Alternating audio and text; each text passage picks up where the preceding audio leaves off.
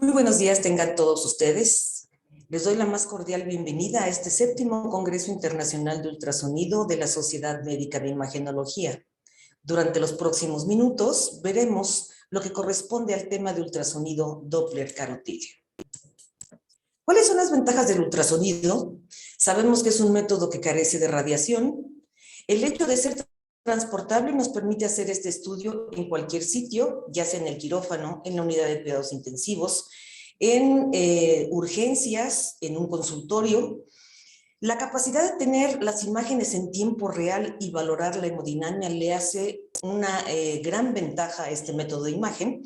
Si lo comparamos con otros métodos de imagen, este estudio es de menor costo y lo hace muy accesible prácticamente a todos los niveles de atención. ¿Cuáles son las áreas claves? Siempre es muy importante las consideraciones técnicas. Esto implica la calibración del equipo. Los equipos modernos, automáticamente en cuanto uno selecciona que va a ser un estudio vascular, todos los parámetros los genera el equipo. Siempre es importante continuar con los protocolos establecidos, empezar en escala de grises, continuar con el Doppler color y finalmente el aspecto hemodinámico con el Doppler duplex. ¿Cuáles son las indicaciones del ultrasonido carotídeo? Sin duda alguna, sigue siendo el más importante, los ataques de isquemia transitoria. Aquellos que tienen ante la clínica sospecha de enfermedad carotídea por la auscultación de un soplo, la oculopatía isquémica, seguimiento postquirúrgico, preoperatorio en cirugías mayores. Hoy en día cada vez se requiere más el estudio de la enfermedad carotídea en estos pacientes.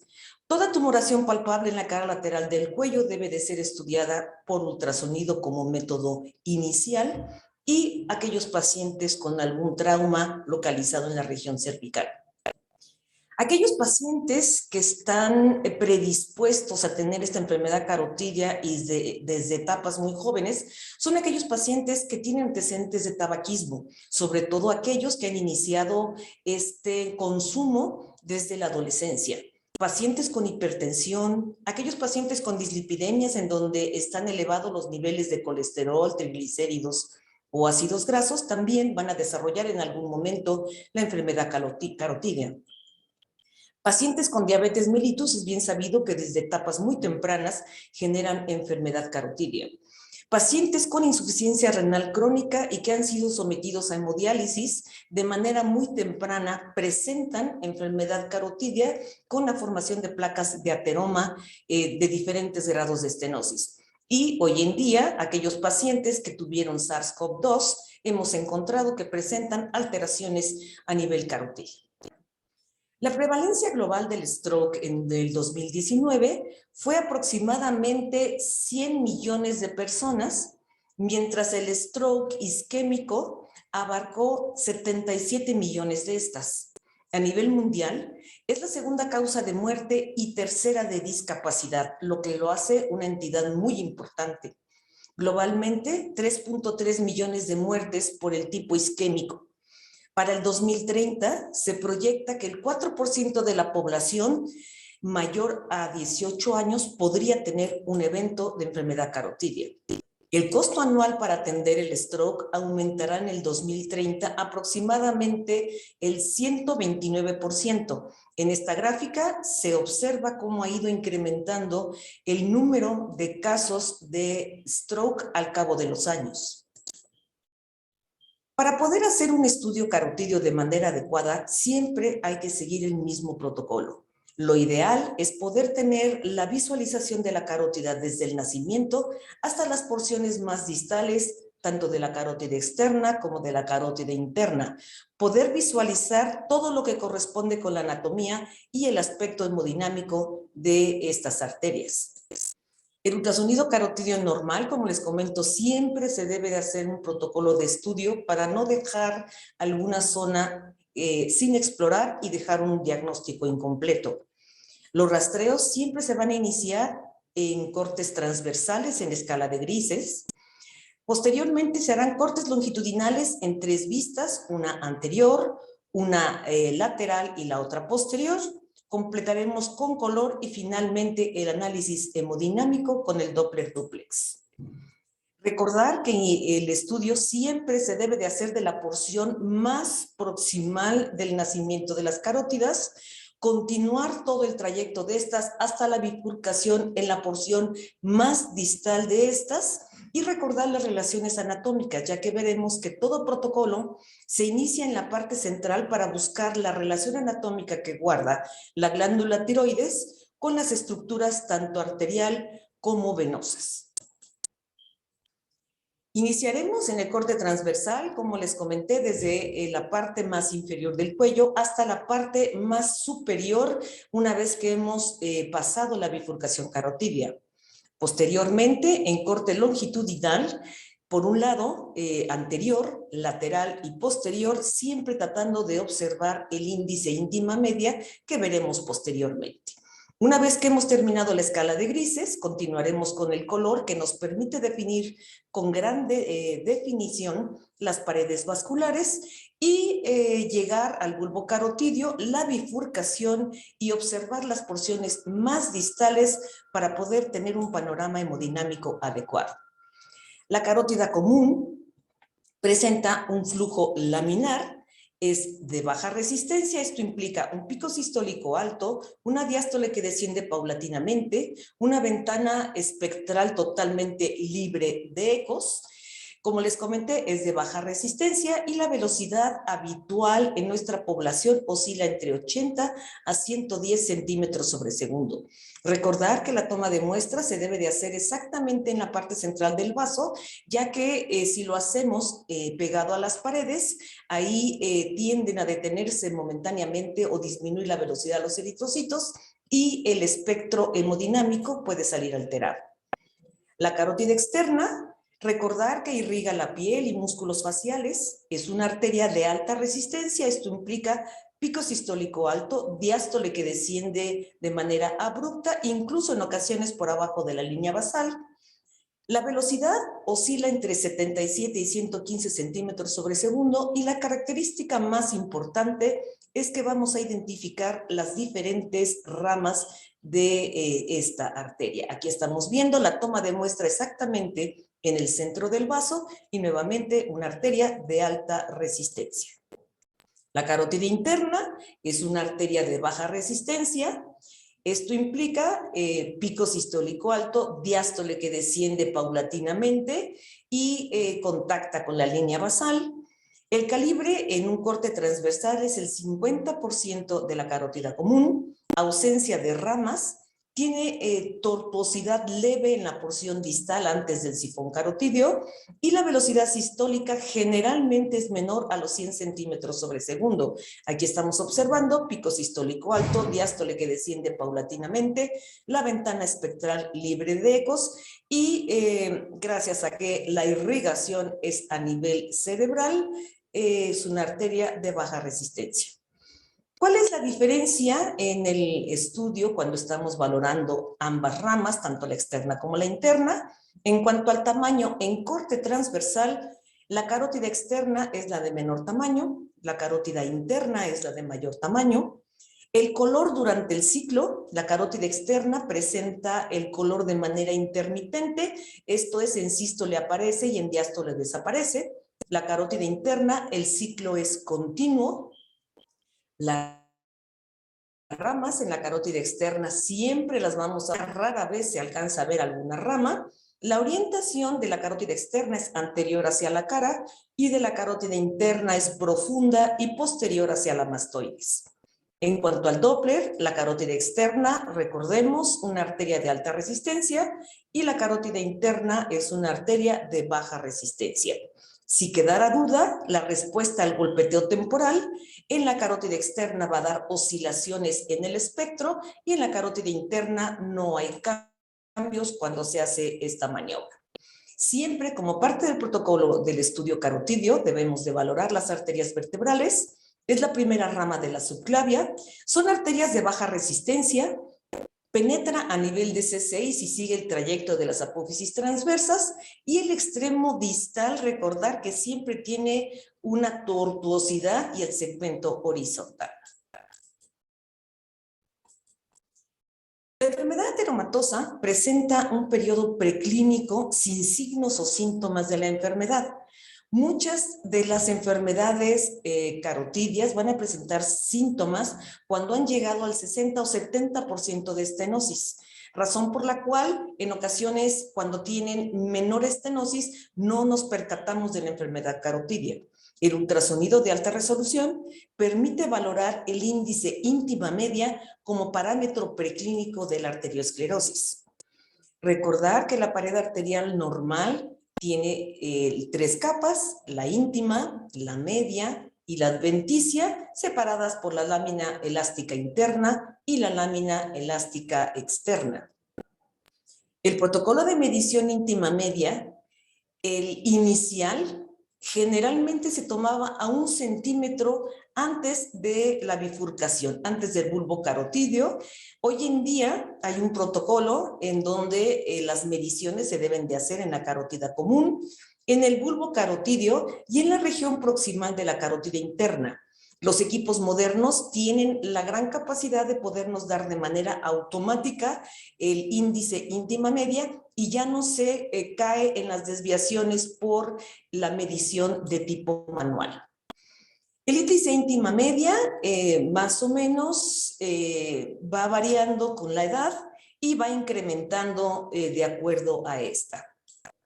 El índice íntima media aumenta anualmente un promedio de 0.004 a 0.01 milímetros. El incremento acelerado de esta íntima media se asocia a elevados niveles de colesterol.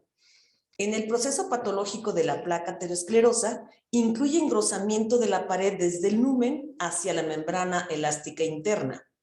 El aumento focal del índice íntima media del 50% comparado con la pared arterial cercana o el índice íntima media de 1.5 milímetros o mayor. En lo que se maneja como parámetros normales y las alteraciones en ultrasonido carotidio son consideradas a partir del 2002 en el consenso de diagnóstico de enfermedad carotidia, en donde el ultrasonido o la hemodinámica normal considera que la arteria debe de tener un pico sistólico máximo menor a 125 centímetros sobre segundo, incluye el índice íntima media de características totalmente normales. La estenosis menor al 50%, la velocidad persiste menor a 125 centímetros sobre segundo, sin embargo, el índice íntima media se encuentra aumentado y se observa la placa de ateroma.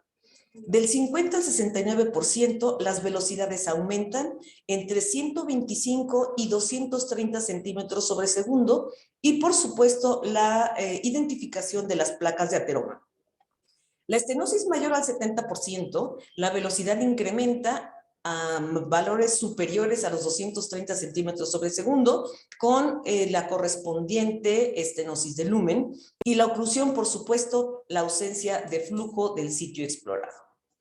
La enfermedad carotidia es una enfermedad crónica e inflamatoria mediada por lípidos, caracterizada por efectos complejos entre células inmunes y vasculares. Es una afección multiorgánica. Los vasos normalmente presentan un flujo laminar, como lo estamos observando. En los sitios donde hay una dilatación de tipo anatómica, puede haber zonas de turbulencia y el flujo se altera de manera normal, siendo leve, pero condiciona que en estos sitios sean los sitios más frecuentes para la formación de las placas de ateroma. Aquí podemos identificar cómo va el flujo laminar en los sitios donde hay estenosis, existe turbulencia y se afecta la hemodinámica de estos vasos. ¿Cómo se generan las placas de ateroma? Bueno, aquí tenemos nuevamente lo que corresponde a la pared arterial normal, la íntima, la media y la adventicia. Vemos cómo afecta el colesterol, la penetración de lípidos, la mayoría lipoproteínas de baja densidad al interior de las capas subendoteliales de la pared arterial.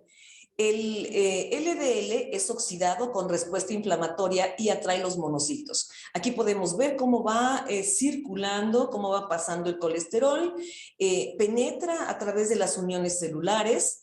es la infiltración de monocitos y transformación a macrófagos, la incorporación temprana de colesterol dentro del macrófago posteriormente, la transformación del macrófago en células espumosas con proliferación del músculo liso y finalmente la formación del núcleo lipídico y la neovascularización que le va a dar a estas placas de ateroma, estos pequeños vasos que cuando tienen algún problema es cuando se complican, que es lo que veremos posteriormente. En esta imagen vamos viendo cómo se van formando las placas de ateroma. Aquí vemos la pared arterial totalmente normal, vemos el endotelio, las capas de la arteria y el músculo liso. Cuando existe la lesión al inicio o empezando, hay una disfunción endotelial y aquí vemos cómo inicia la formación de la placa de ateroma. Posteriormente, como lo vimos, la formación de las células espumosas, cristales de colesterol y el proceso inflamatorio y cómo va incrementando esta placa de ateroma. Cuando se forma la placa fibrosa, la apoptosis y necrosis de cristales de colesterol y de calcio y vean cómo incrementa la placa de ateroma. Vemos el núcleo necrótico, placa fibrosa y el endotelio. Y cuando existe complicación de estas placas de ateroma, que es el mayor riesgo de esta patología, hay exposición del núcleo trombogénico, la cascada de la coagulación, la formación del trombo, vean cómo disminuye la luz, hay complicación de estas placas y el desprendimiento de fragmentos al torrente sanguíneo.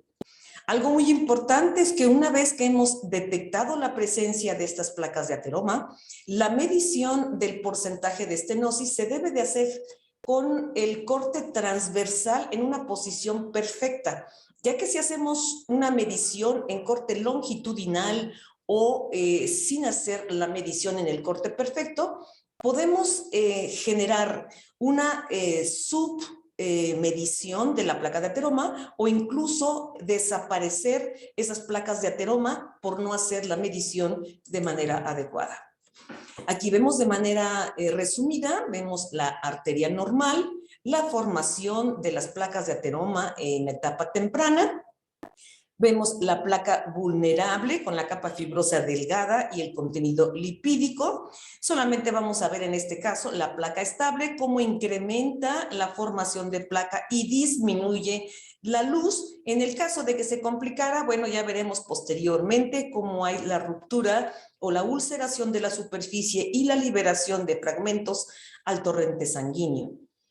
Se estima que entre el 50 y 60% de los pacientes con ataques de isquemia transitoria tienen menos del 50% de estenosis y presentan por lo menos un evento embólico.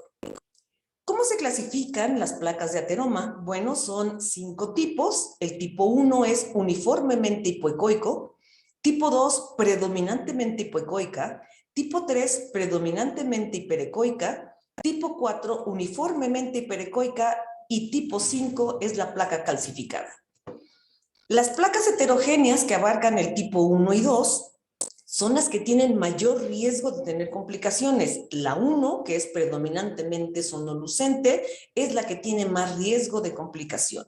El tipo 2 son sonolucentes con áreas ecogénicas y las que son homogéneas generalmente no tienen ningún tipo de complicación y estas solamente son sometidas a observación y seguimiento. La tipo 3 son ecogénicas con áreas sonolucentes y la tipo 4 uniformemente ecogénicas. Una vez que hemos detectado una placa de ateroma, ¿qué porcentaje de estenosis?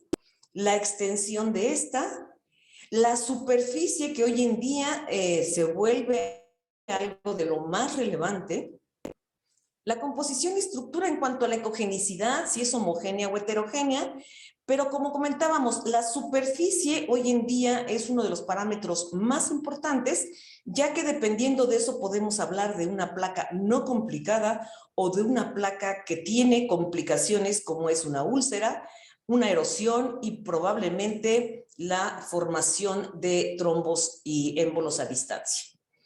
La placa estable generalmente presenta una cápsula gruesa con un núcleo lipídico pequeño. La placa inestable o la complicada La cápsula es delgada, aquí estamos viendo, es una cápsula delgada, heterogénea, tiene fisuras, aquí vemos la cantidad de fisuras que se van complicando a lo largo de la formación. La inflamación está activa, presenta zonas de hemorragia y lo más importante son estas úlceras que nos hablan de que se ha desprendido ese fragmento y ha ido al torrente sanguíneo. Las placas no complicadas, como vamos a verlo a lo largo de las siguientes diapositivas, se presentan como estas imágenes de mayor ecogenicidad, que son homogéneas. Vean, podemos identificarlas como disminuye el calibre de la luz. El color nos ayuda para definir con precisión el porcentaje de estenosis. Podemos identificar lo que corresponde al núcleo lipídico en los casos en donde estamos identificando una zona de menor ecogenicidad, pero si observamos la superficie de la placa de ateroma, es una superficie totalmente nítida, sin complicaciones. En corte longitudinal también estamos identificando las placas de ateroma, la superficie totalmente homogénea. El color nos ayuda a identificar el sitio y la localización, así como el porcentaje de estenosis de manera más adecuada. Las zonas que se muestran por este mosaico de color nos hablan de las áreas en donde se genera turbulencia y es importante darle seguimiento hasta dónde estamos identificando estas placas. En este caso hay extensión de la placa de ateroma hacia la pared anterior de la carótida interna, pero también hay extensión de esta placa de ateroma hacia la pared posterior de la carótida externa. Aquí estamos identificando nuevamente lo que corresponde a la placa de ateroma no complicada. Cuando le ponemos el color, observen cómo nos delimita con mayor precisión la placa de ateroma. Las superficies son totalmente regulares, no hay algún sitio que nos hable de una úlcera o zonas de hemorragia en el interior. En el corte longitudinal, además de ver la extensión, vamos a ver las características que nos permite el color, porque el hecho de que pase exactamente en la pared y delimita con precisión las placas de ateroma, nos da esa resolución para poder ver las características de esta, así como las calcificaciones en el interior. Cuando hacemos un acercamiento, vean el aumento de grosor de íntima media y la formación de la placa de ateroma, como les he comentado, es homogénea, no tiene alteraciones de la superficie, ni de la pared anterior, ni de la pared posterior, y eso es una gran ventaja cuando estamos aplicando el código de color. Aquí vemos el porcentaje de estenosis, se toma en un corte perfectamente transversal, el equipo automáticamente nos delimita esta medición, en este caso 24% de estenosis, caracterizar cómo está la placa de ateroma, la superficie de esta.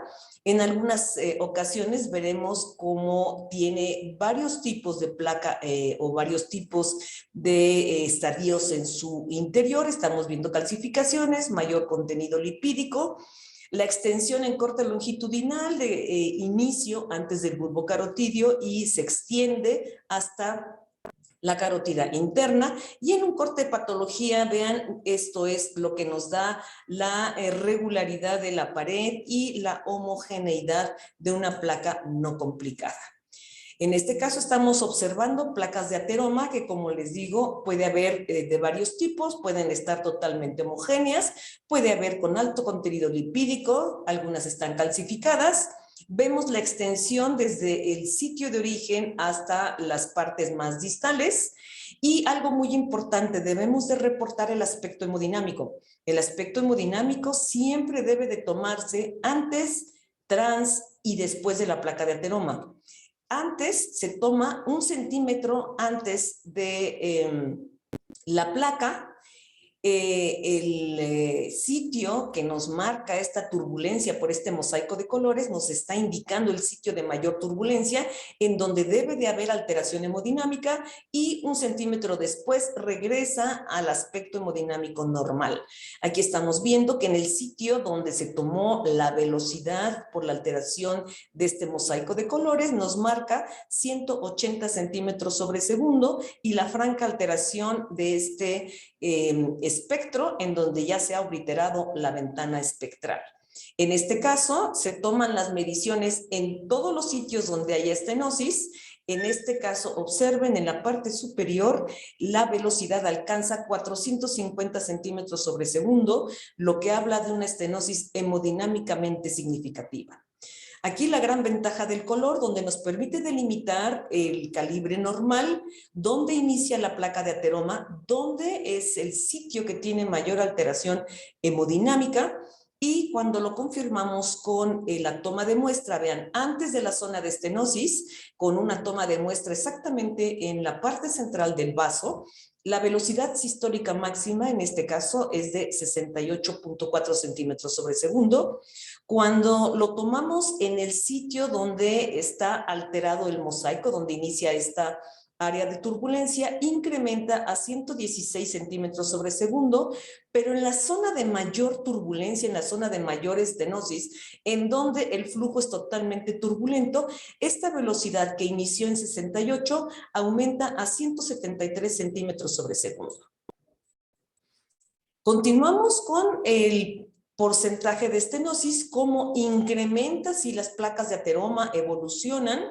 Aquí vemos un porcentaje de estenosis del 70% y este mosaico de color que está totalmente heterogéneo nos habla de la turbulencia, no es un flujo laminar, es totalmente turbulento y debemos de continuar el porcentaje de estenosis donde se inicia y donde se continúa. En este caso, el porcentaje de estenosis se ha extendido tanto a la carótida externa como a la carótida interna, con 25% de estenosis de la externa y 42% de la interna.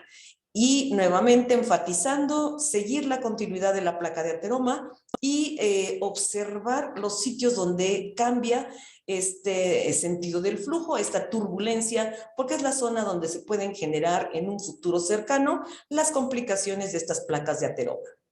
Estamos identificando en corte transversal el porcentaje de estenosis de una placa no complicada. Ponemos el color para estar perfectamente seguros del porcentaje de estenosis. Vemos las características de esta placa de ateroma. La superficie es totalmente regular, alto contenido lipídico y en este caso podemos identificar en tiempo real, no hay alteraciones de la superficie de la placa de ateroma.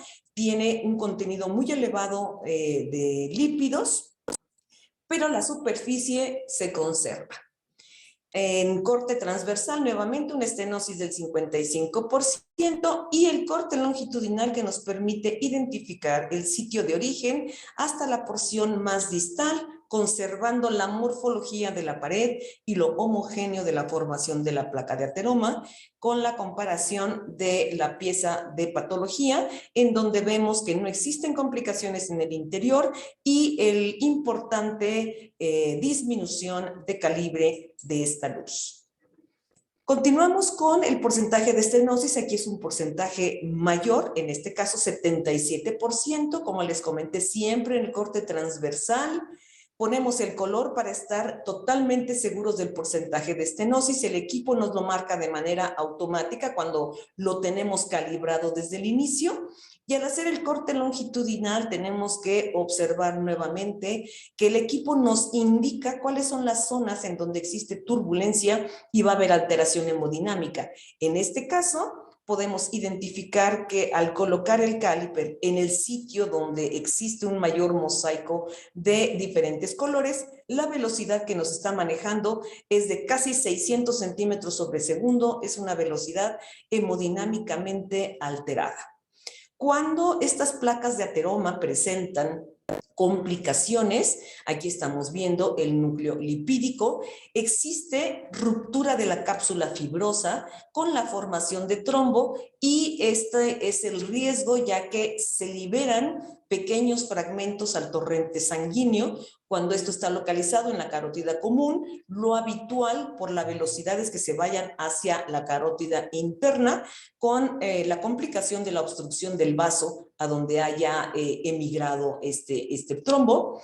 Aquí estamos viendo una placa de ateroma que muestra la complicación. Aquí vemos la superficie regular en la porción proximal. Vemos cómo hay una disrupción en el sitio, en el tercio medio aproximadamente, y en la porción casi distal estamos identificando una solución de continuidad de esta placa de ateroma. Aquí vemos cómo se ha alterado por zonas de hemorragia en el interior de esta placa, y cuando se ve esta morfología que se denomina como en pila de monedas, el problema es el paso continuo del flujo que en algún momento va a desprender esta pequeña porción de la placa de ateroma. Con el corte de patología vemos lo que hemos estado insistiendo, la parte superior se ve nítida, y en el momento en donde existe la complicación de la placa hay una zona de continuidad, una zona de solución de continuidad con la hemorragia en el interior de la placa. Cuando el paciente ha sido sometido a endarterectomía, estas son las características de la placa de ateroma. Observen, esto es la parte regular, sin embargo, grandes zonas de hemorragia en el interior, y lo más peligroso es estos pequeños zonas o estos pequeños puntos en donde se ha desprendido un fragmento y ha pasado a la circulación sanguínea. Continuamos con la revisión de casos de placas complicadas, corte transversal, en donde la placa de ateroma abarca tanto la pared anterior como la posterior. En la pared anterior, la placa se encuentra no complicada, es homogénea, con alguna calcificación. Sin embargo, la de la parte posterior, observen el alto contenido lipídico, pero además estas zonas hipoecogénicas que hablan de hemorragia en el interior, y esta banda que prácticamente está casi atravesando de un lado hacia el otro la placa de ateroma, nos habla de que aquí en el extremo medial ya se desprendió algún fragmento, y la úlcera en el sitio medial a esta placa de ateroma. En este sitio podemos identificar con mayor precisión cómo hay una solución de continuidad de la superficie de la placa, y como les comento, por el aspecto hemodinámico, por un lado, disminución del calibre de este vaso que genera elevación del pico sistólico máximo, y el choque continuo hasta esa superficie va a condicionar que se desprenda ese fragmento. Cuando lo estamos viendo en corte longitudinal, área de solución de continuidad, en donde vemos que existe hemorragia en el interior, son las que en un momento dado se van a desprender y van a terminar con el ataque vascular como complicación. Aquí estamos observando una placa de ateroma con un mayor porcentaje de estenosis, y aquí claramente se ve cómo hay una solución de continuidad con una gran zona de hemorragia en el interior y varias úlceras que se generaron posterior a la hemorragia en el interior de la placa de ateroma. Esto condiciona que haya hipovascularidad de esta misma placa, y al haber necrosis existe la solución de continuidad y la liberación de estos pequeños fragmentos que se pueden ir al torrente sanguíneo, y finalmente vamos a ver la placa complicada, y aquí estamos identificando cómo se ve morfológicamente, y en el corte de patología la cantidad de estas úlceras en donde se ha desprendido fragmentos de la placa de ateroma con situación final hacia el torrente sanguíneo intracerebral. Mayor porcentaje de estenosis con placas complicadas. El riesgo es que entre mayor porcentaje de estenosis, la velocidad sistólica máxima aumenta, el choque constante a la superficie de estas placas complicadas, como lo estamos observando, va a condicionar que en cualquier momento se desprenda, y esto condicione un accidente vascular. Aquí estamos identificando mayor porcentaje de estenosis, una placa de ateroma totalmente heterogénea. Existen varias áreas que nos hablan de las úlceras que ha tenido ya desprendimiento hacia el torrente sanguíneo.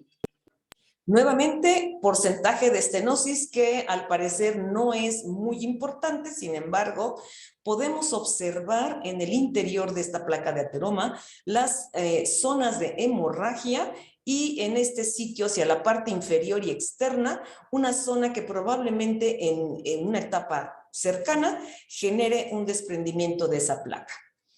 Continuamos observando placas de ateroma, vean porcentajes de estenosis mayores, en este caso 60%, pero al hacer un acercamiento de esta placa de ateroma, podemos identificar toda la gama de heterogeneidad que existe en ella. Aquí estamos identificando algunas pequeñas áreas de estenosis, una franca zona de hemorragia y sobre todo las úlceras superficiales. En este sitio ya no existe esa superficie, lo que implica que tanto en la parte medial como inferior ya se ha desprendido un fragmento y por la anatomía, la situación a donde se va a ir a dirigir es a la circulación cerebral. Cuando estos pacientes tienen este riesgo, se recomienda, o en muchas de la literatura se recomienda que el paciente sea sometido a endarterectomía carotidia. Aquí les muestro cómo se lleva a cabo esta endarterectomía carotidia en manos expertas. Es un procedimiento que tarda aproximadamente 30 minutos. Aquí estamos viendo la exposición de la carótida, cómo hacen el evento de sacar, ir haciendo la endarterectomía, cómo estamos separando la carótida, cómo está ligada de un lado y del otro de manera transitoria, y se hace el desprendimiento de esta placa de ateroma hasta que es sacada del interior de la arteria, y aquí se confirma la presencia de estas zonas hemorrágicas, pero lo más importante es la presencia de las úlceras en este sitio. Aquí estamos observando una estenosis muy importante, es prácticamente del 95-98% de la luz. Vemos placa de ateroma anterior, placa de ateroma posterior. La toma de muestra nos está manejando velocidades muy altas con una alteración total del espectro de la carótida, y cuando sometieron a cirugía a este paciente, aquí estamos identificando las zonas de hemorragia y de úlceras, sobre todo las úlceras que son las que tienen mayor complicación en la enfermedad carotídea. Mayor porcentaje de estenosis, solución de continuidad en la parte anterior y posterior de la placa. Aquí estamos observando esta solución de continuidad, lo que condiciona que con el choque del flujo sanguíneo a las velocidades que se manejan, pueda condicionar el desprendimiento de este fragmento. Cuando hacemos el corte longitudinal, es muy evidente esta zona en donde existe ya una úlcera, pero estos pequeños fragmentos son los que pueden desprenderse con el choque constante del flujo a las velocidades que debe de manejar por esa zona de estenosis. Aquí vean, se correlaciona perfectamente bien toda la zona de hemorragia en el interior de esta placa de ateroma y las úlceras, que son múltiples.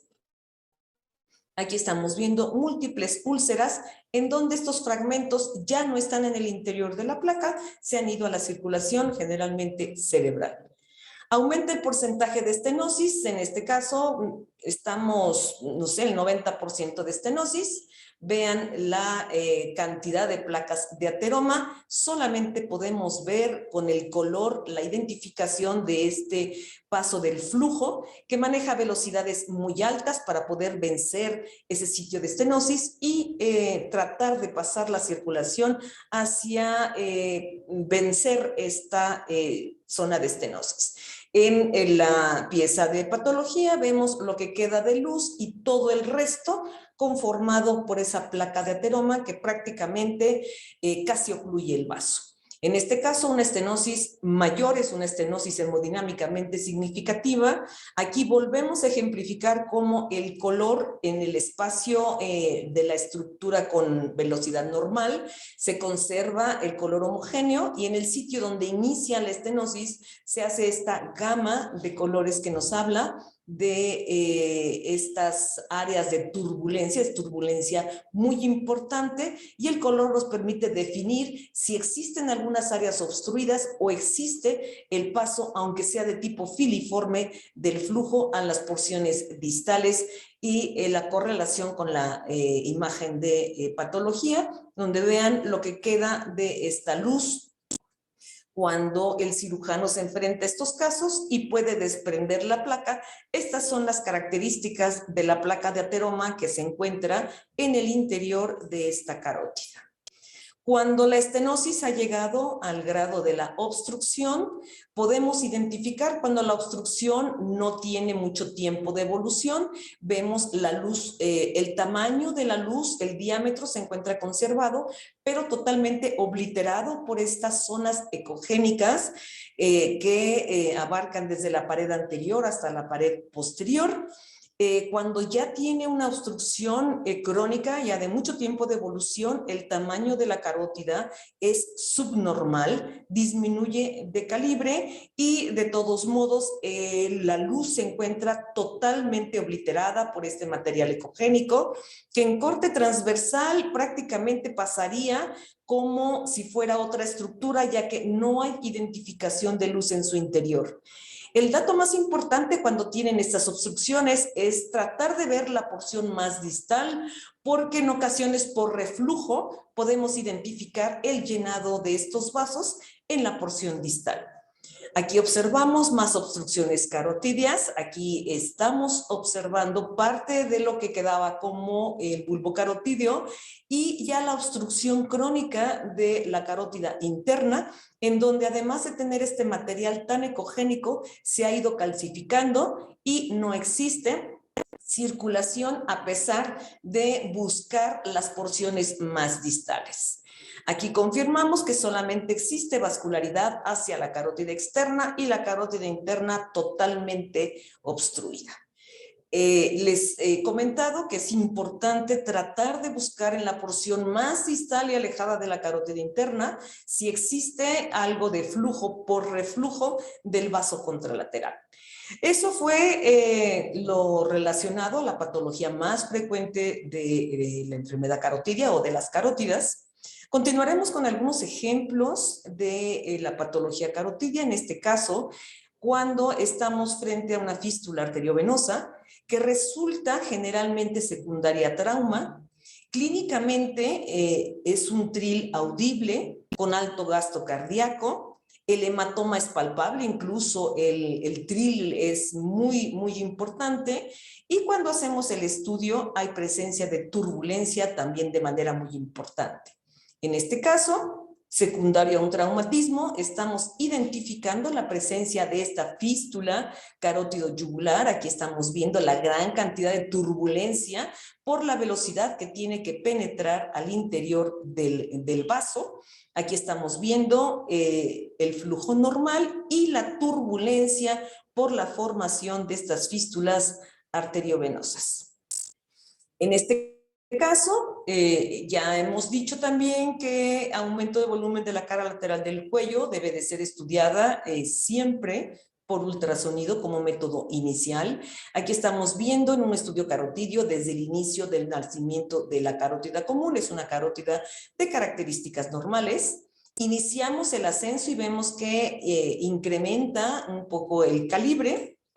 Seguimos hacia la bifurcación y lo que vemos a nivel de la carótida interna, aquí estamos viendo la carótida externa, y a nivel de la carótida interna vemos este importante aumento del diámetro en donde se encuentra la situación anatómica de la carótida interna. Aquí estamos identificando nuevamente esa estructura circular con continuidad con este pequeño trazo o tramo del vaso normal, y al colocar el color rápidamente identificamos que se trata de un aneurisma de la carótida interna.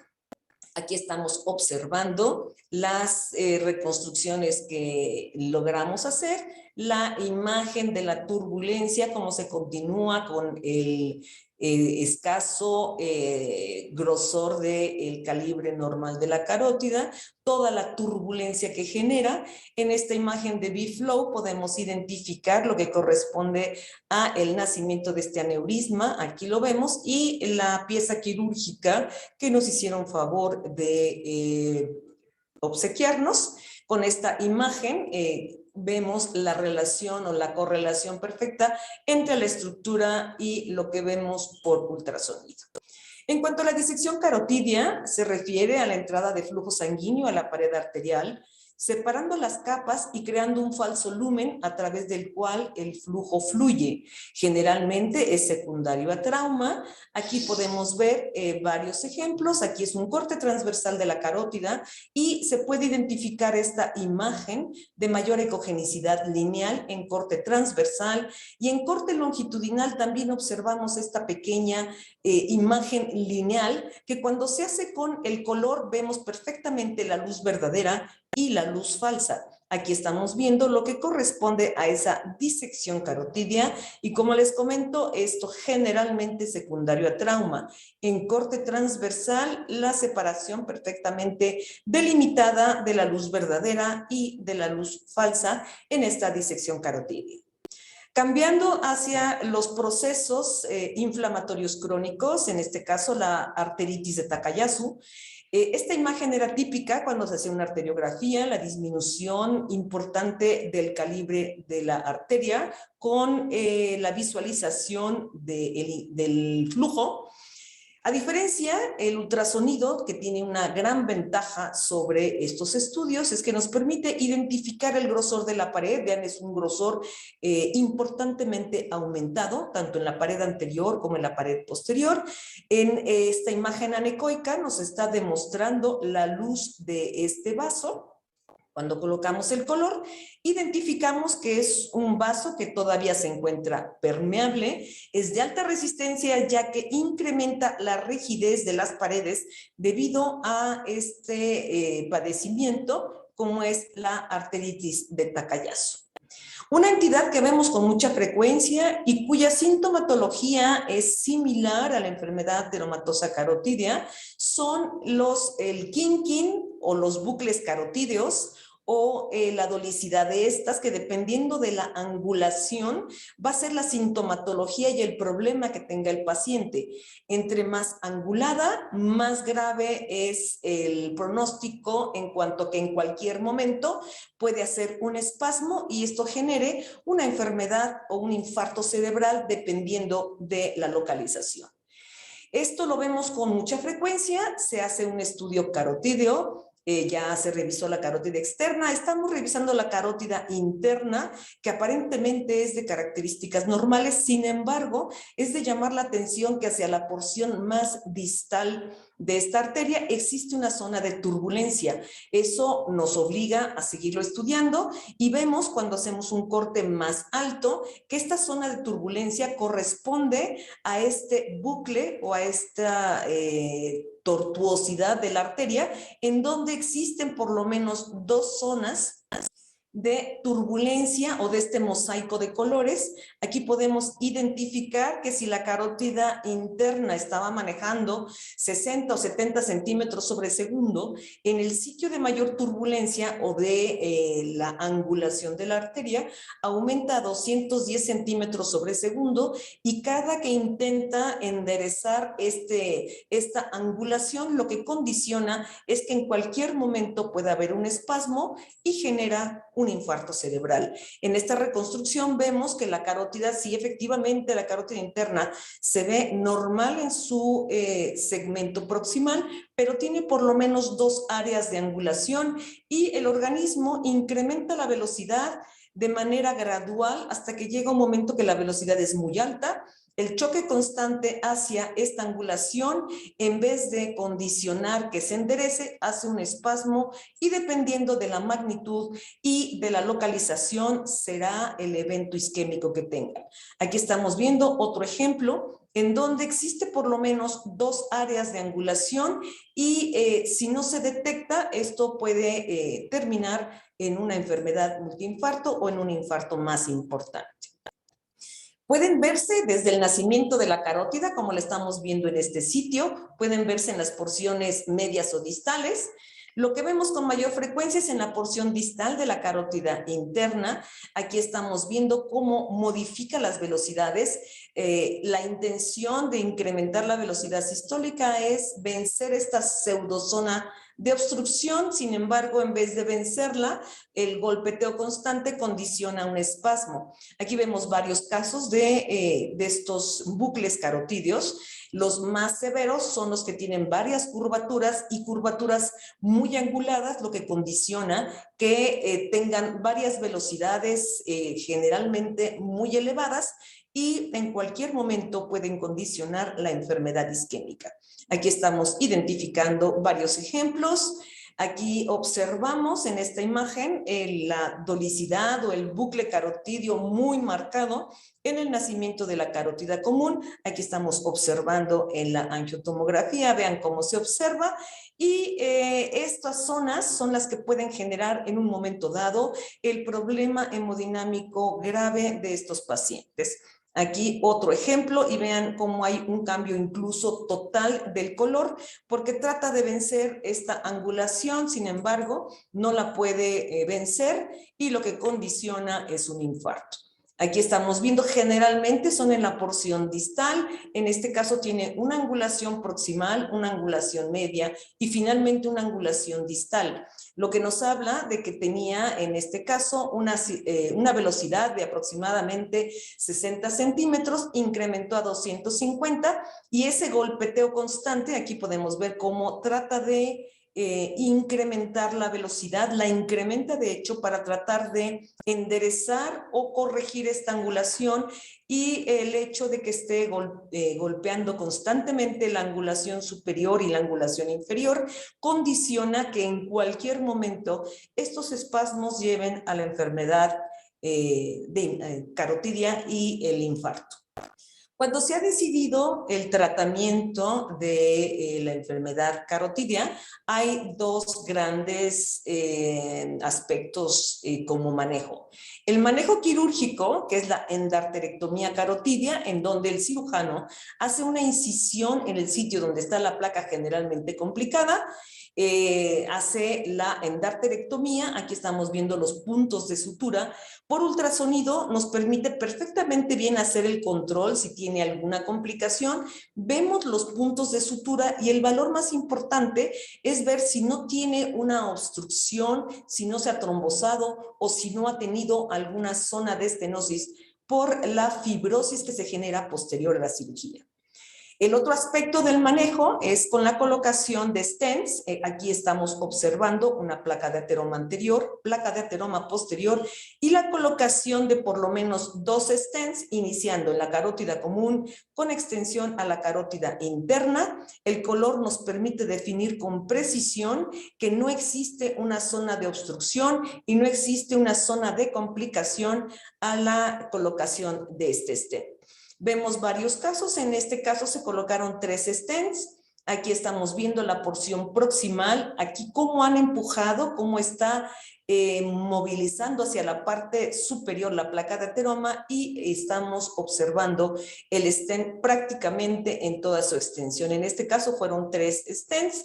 Con el color nos permite perfectamente delimitar que no hay ninguna complicación por este manejo. De los controles, cuando se ha sometido a cirugía y los pacientes empiezan con aumento de volumen, aumento de calor, cuando estamos haciendo el control para ver si no existe complicación, es muy importante revisar cómo se encuentra el vaso, en este caso la carótida se encuentra íntegra, sin embargo, prácticamente a nivel de la pared, en los sitios de sutura, se ha formado esta imagen hipoecogénica de bordes mal definidos, que se ve muy bien cómo tiene algunas áreas de menor ecogenicidad, áreas donde se está licuando este material y el ultrasonido nos permite ver cómo esta colección está buscando a través de la disección de los planos, el drenar hacia la parte de la piel, esto es un absceso que se ha formado posterior a la cirugía, esto es muy riesgoso, puesto que en este momento no está tocando la pared vascular, sin embargo, puede infectarlo y la complicación de sepsis es inminente. Otra de las entidades, como comentábamos, todo aumento de volumen de la cara lateral debe de ser estudiado con ultrasonido. Tenemos el tumor de cuerpo carotidio o glomus carotidio. El tumor de cuerpo carotídeo normal se localiza a nivel de la bifurcación, mide entre 1 y 1.5 milímetros. El aumento de volumen y masa palpable es lo que genera la identificación del glomus o el tumor de cuerpo carotídeo. Según la clasificación de Chamblin, aquí estamos viendo, lo clasifican en el tipo 1, 2 y 3, y básicamente dependiendo de la descripción y del tipo, será el manejo. El tipo 1 es un tumor totalmente bien localizado, está bien encapsulado y es de fácil resección, respetan ambas ramas. El tipo 2, el tumor está adherido, rodea los vasos carotídeos y en esta se complica un poco la resección del glomus, y el tipo 3 es el más severo, puesto que está englobando las estructuras y no solamente lo rodea, sino tiene compromiso hemodinámico, y generalmente hacen resección en bloque si no deciden otro tipo de manejo. El glomus carotídeo generalmente, bueno, se presenta como tumoración hipoecogénica que separa la bifurcación carotídea. Vemos la externa, la interna, la separa, y en el sitio de la bifurcación se genera esta tumoración. Es hipervascular. Aquí estamos viendo un glomus bilateral por angiotomografía. Vean la cantidad de vasos. Generalmente la nutrición es a través de la carótida externa, pero tiene compromiso de la carótida interna.